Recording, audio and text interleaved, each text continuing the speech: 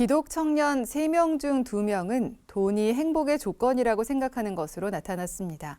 성공을 위해서는 친구도 속일 수 있다는 응답자가 무려 절반에 가깝습니다.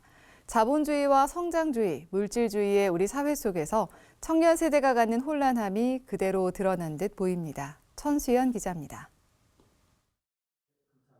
한국기독교사회문제연구원이 만 19세 이상 35세 이하 기독 청년 1,000명을 대상으로 돈과 행복에 대한 인식을 물었습니다.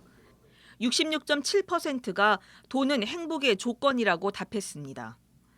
성공을 위해서는 친구를 속일 수 있다는 응답은 46.5%, 절반에 가까웠습니다. 예상치 않은 돈이 생겼을 때 10명 중 8명 이상은 어려운 이웃을 돌아보기보단 쇼핑이나 여행, 외식 등 그동안 못 해본 소비에 사용하겠다고 답했습니다. 또 소득의 분배보다는 성장을, 보편적 복지보다는 선별적 복지를 선호하는 등 보수 이념에 따른 정책 기조를 더 선호했습니다. 반면 경제적 위기 해결을 위해서는 시장 자율에 맡기기보단 국가의 개입이 필요하다고 보는 시각이 더 높게 나타나기도 했습니다. 적어도 집단주의적 권위나 질서나 집단에 대한 어떤 통제나 이런 것으로부터 개인의 선택을 더 강조하는 건 맞습니다. 하지만 이념적으로는 반반 정도로 나뉘어져 있고요. 대안적 가치, 그러니까 물질이나 성장주의에 대해서는 여전히 보수적인 편이 더 많다.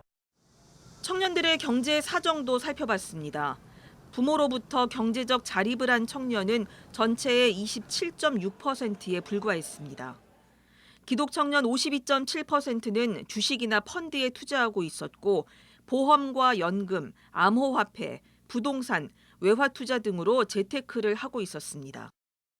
가구적 소득별로 차이가 나는 재테크가 청년들의 이후 경제적인 차이를 계속 만들어 갈 거라는 거죠. 청년 세대의 경제적 불평등은 중장년 세대의 경제적 불평등으로 그리고 노년 세대의 경제적 불평등으로 계속 이어질 전망이다. 신앙생활 측면에서는 하나님과의 개인적인 사귐보다는 사회 속에서의 실천이 더 중요하다고 여겼습니다. 특히 교회의 사회 책임이 복음 전도보다 더 우선돼야 한다는 응답이 2배 이상 많았습니다. 전체 응답자의 85.3%는 교회 중심의 신앙생활보다는 개인의 믿음과 실천이 더 중요하다고 답하는 등 전반적으로 사회 참여적이고 개인 중심의 신앙생활을 선호하는 것으로 나타났습니다. 한국기독교사회문제연구원은 이번 설문조사를 통해 청년 세대의 위기를 고민하는 한국교회가 기독 청년들의 생각과 현실을 이해하고 방안을 찾아가길 기대한다고 밝혔습니다. CBS 뉴스 천수연입니다.